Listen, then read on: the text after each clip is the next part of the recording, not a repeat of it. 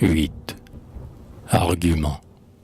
Comment le charmant La Trimouille rencontra un Anglais à Notre-Dame de Lorette et ce qui s'en suivit avec sa Dorothée. Que cette histoire est sage, intéressante, comme elle forme l'esprit et le cœur, comme on y voit la vertu triomphante des chevaliers, le courage et l'honneur, les droits des rois, des belles la pudeur. C'est un jardin dont tout le tourment chante, par sa culture et sa variété. J'y vois surtout l'aimable chasteté, des belles fleurs la fleur la plus brillante, comme un lys blanc que le ciel a planté, le vent sans tache, une tête éclatante. Filles, garçons, lisez assidûment de la vertu ce divin rudiment. Il fut écrit par notre abbé Trithème, savant Picard de son siècle ornement. Il prit Agnès et Jeanne pour son thème. Que je l'admire et que je me sais gré d'avoir toujours hautement préféré cette lecture honnête et profitable à ce fatras d'insipide roman que je vois naître et mourir tous les ans, de cerveau creux avorton languissant. De Jeanne d'Arc, l'histoire véritable triomphera de l'envie du temps. Le vrai me plaît, le vrai seul est durable. De Jeanne d'Arc, cependant, cher lecteur, en ce moment je n'ai pu y rendre compte, car Dorothée et Dunois son vengeur, et La Trimouille, objet de son ardeur, ont de grands droits, et j'avouerai sans honte qu'avec raison vous vouliez être instruit des beaux effets que leur amour produit. Près d'Orléans, vous avez souvenance que La Trimouille, ornement du Poitou, pour son bon roi signalant sa vaillance, dans un fossé fut plongé jusqu'au cou. Ses écuyers tirèrent avec peine du sale fond de la fangeuse arène notre héros, en 100 endroits froissés, un bras démis, le coude fracassé. Vers les remparts de la ville assiégée, on reportait sa figure affligée, mais de tels beaux les efforts vigilants avaient fermé les chemins d'Orléans.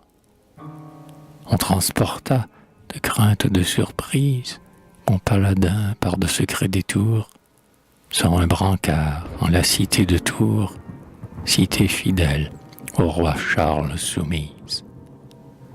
Un charlatan, arrivé de Venise, adroitement remis son radius, dont le pivot rejoignit l'humérus. Son écuyer lui fit bientôt connaître qu'il ne pouvait retourner vers son maître, que les chemins étaient fermés pour lui. Le chevalier, fidèle à sa tendresse, se résolut, dans son cuisant ennui, d'aller au moins rejoindre sa maîtresse. Il courut donc, à travers sans hasard, au beau pays conquis par les Lombards. En arrivant aux portes de la ville, le Poitevin est entouré, heurté, pressé des flots d'une foule imbécile qui d'un pas lourd et d'un œil hébété court à Milan des campagnes voisines. Bourgeois, manants, moines, bénédictines, mère, enfant, c'est un bruit, un concours, un chamaillis, chacun se précipite, on tombe, on crie. Arrivons, entrons vite, nous n'aurons pas tel plaisir tous les jours. Le paladin sut bientôt quelle fête allait chômer ce bon peuple lombard, et quel spectacle à ses yeux on apprête. Ma Dorothée au ciel, il dit et part, et son corsier, s'élançant sur la tête des curieux, le porte en 4 bonds dans les faubourgs, dans la ville, à la place, où du bâtard la généreuse audace a dissipé tous ces monstres félons.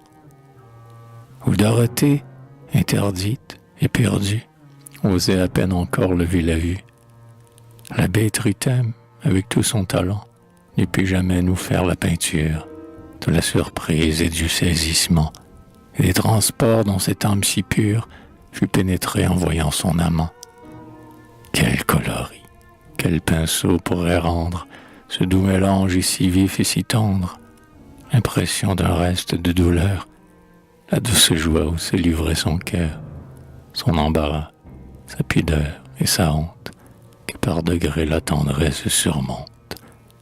Son La Trimouille, ardent, ivre d'amour, entre ses bras la tient longtemps serrée. Faible, attendri, encore tout éploré, il embrassait, il baisait tour à tour le grand Dunois et sa maîtresse, et l'âne. Tout le beau sexe, aux fenêtres penché, battait des mains de tendresse touchée. On voyait fuir tous les gens soutanes sur les débris du bûcher renversé, qui dans le sang nage au loin dispersé. Sur ces débris le bâtard intrépide de Dorothée affermissant les pas, à l'air, le port et le maintien d'Alcide, qui, sous ses pieds enchaînant le trépas, le triple chien et la triple Ménide, remit Alceste à son dolent époux, quoiqu'en secret il fût un peu jaloux. Avec honneur la belle Dorothée fut en litière à son logis portée, des deux héros noblement escortés. Le lendemain, le bâtard généreux vint près du lit du beau couple amoureux. « Je sens, dit-il, que je suis inutile, au doux plaisir que vous goûtez tous deux. Il me convient de sortir de la ville. Jeanne et mon roi me rappellent près d'eux. Il faut les joindre, et je sens trop que Jeanne doit regretter la perte de son âne. Le grand Denis, le patron de nos lois, m'a cette nuit présenté sa figure. J'ai vu Denis tout comme je vous vois. Il me prêta sa divine monture pour secourir les dames et les rois. Denis m'enjoint de revoir ma patrie. Grâce au ciel, Dorothée est servie. Je dois servir Charles VII à son tour, goûter les fruits de votre tendre amour. À mon bon roi, je vais donner ma vie. Le temps me presse et mon âne m'attend. Sur mon cheval, je vous suis à l'instant, lui répliqua l'aimable la Trimouille. La belle dit, c'est aussi mon projet. Un désir vif dès longtemps me chatouille de contempler la cour de Charles VII, sa cour si belle, en héros si féconde, sa tendre Agnès qui gouverne son cœur, sa fière Jeanne en qui valeur abonde. Mon cher amant, mon cher libérateur, me conduirait jusqu'au bout du monde.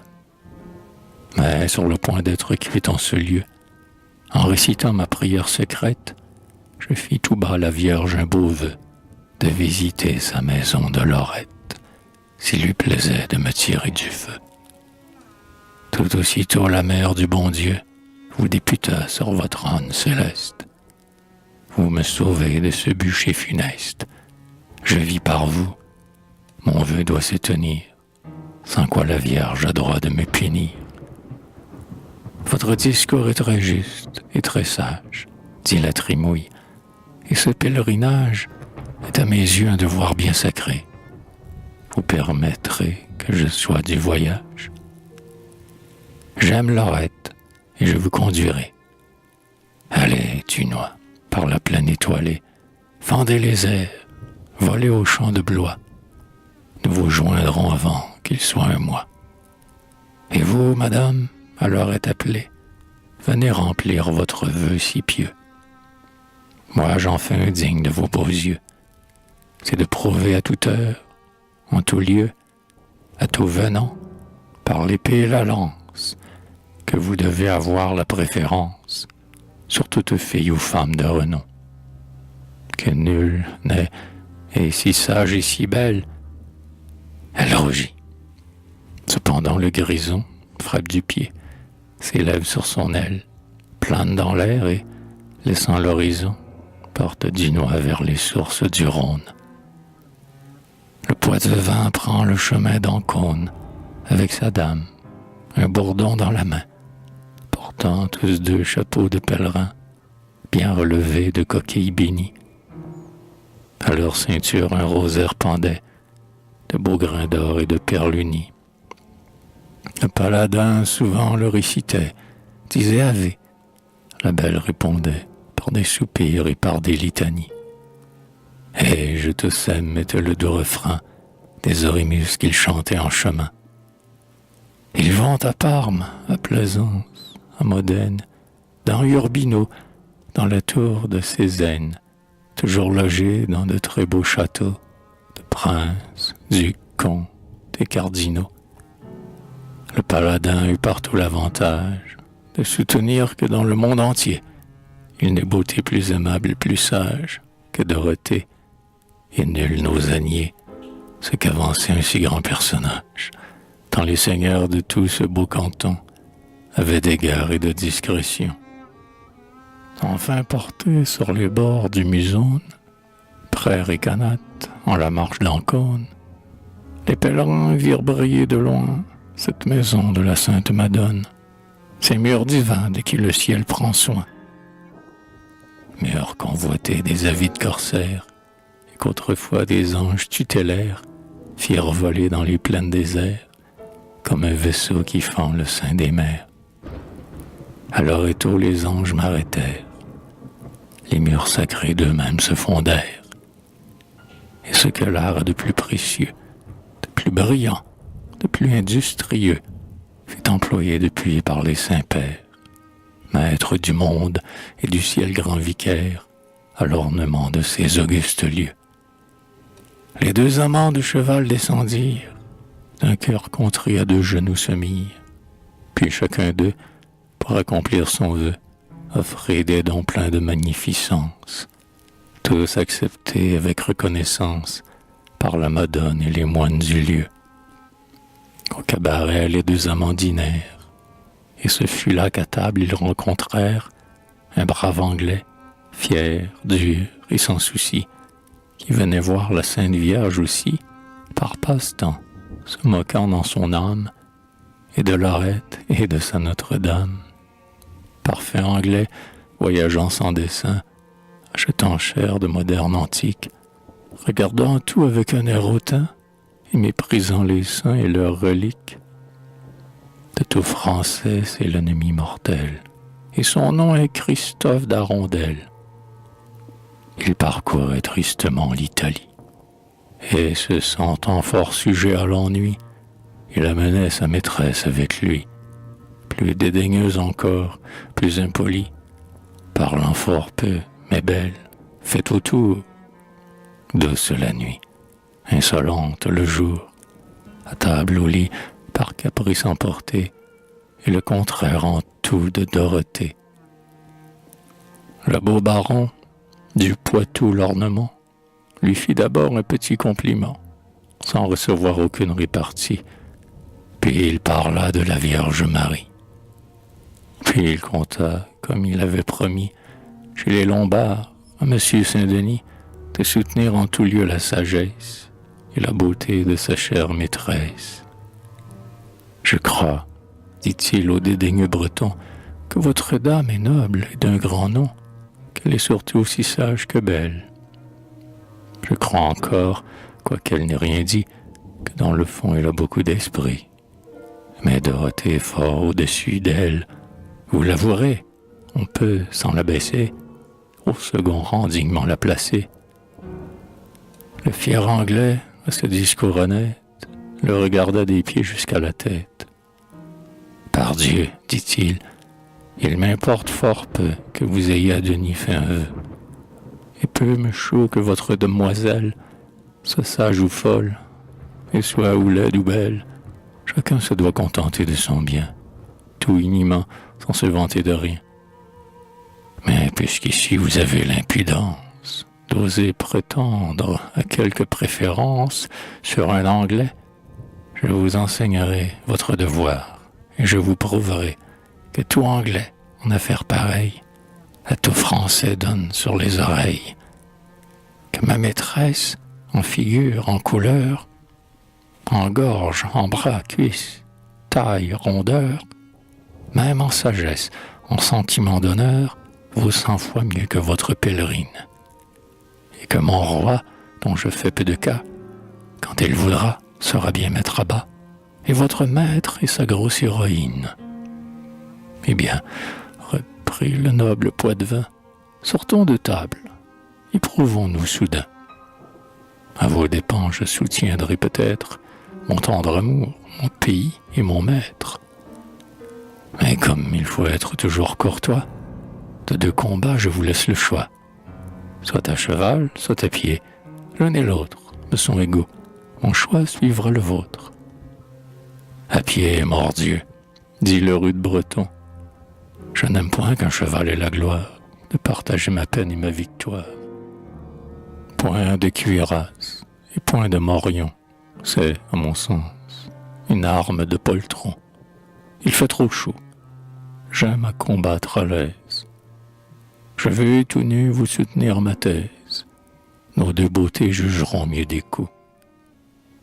Très volontiers, dit d'un ton noble et doux le beau Français. Sa chère Dorothée frémit de crainte à ce défi cruel, quoiqu'en secret son âme fût flattée d'être l'objet d'un si noble duel. Elle tremblait que Christophe à rondelle transperça de quelques coups mortels la douce peau de son cher la trimouille, que de ses pleurs tendrement il mouille. La dame anglaise animait son anglais d'un coup d'œil fier et sûr de ses attraits. Elle n'avait jamais versé de larmes, son cœur altier se plaisait aux alarmes. Et les combats des coqs de son pays avaient été ses passe-temps chéris. Son nom était Judith de Rosamore, chère à Bristol et que Cambridge honore. Voilà déjà nos braves paladins, dans un champ clos, près d'en venir aux mains, tous deux charmés dans leur noble querelle, de soutenir leur patrie et leur belle. La tête haute et le fer de droit fil, le bras tendu, le corps en son profil, en tierce, en quarte, ils joignent leurs épées, l'une par l'autre à tout moment frappées. C'est un plaisir de les voir se baisser, se relever, reculer, avancer, parer, sauter, se ménager des feintes et se porter les plus rudes atteintes. Ainsi l'on voit dans une belle nuit, sous le lion ou sous la canicule, tout l'horizon qui s'enflamme et qui brûle, de mille feux dont notre œil s'éblouit. Un éclair passe, un autre éclair le suit. Le Poitevin adresse une apostrophe, droite au menton du superbe Christophe, puis en arrière il saute allègrement, toujours en garde, et Christophe à l'instant engage en tierce et, serrant la mesure, au ferrailleur inflige une blessure sur une cuisse et de sang empourpré, ce bel ivoire éteint et bigarré. Il s'acharnait à cette noble escrime, voulant mourir pour jouir de l'estime de leur maîtresse et pour bien décider quelle beauté doit à l'autre céder. Lorsqu'un bandit des États du Saint-Père, avec sa troupe entra dans ses cantons pour s'acquitter de ses dévotions. Le scélérat se nommait Martin-Guerre, voleur de jour, voleur de nuit, corsaire, mais saintement la Vierge attachée, et sans manquer récitant son rosaire pour être pur et net de tout péché. Il aperçut sur le pré les deux belles, et leurs chevaux, et leurs brillantes selles, et leurs mulets chargés d'or et d'agnus. Dès qu'il les vit, on ne les revit plus. Il vous enlève, et Judith Rosamore, et Dorothée, et le bagage encore, mulets, chevaux, et part comme un éclair.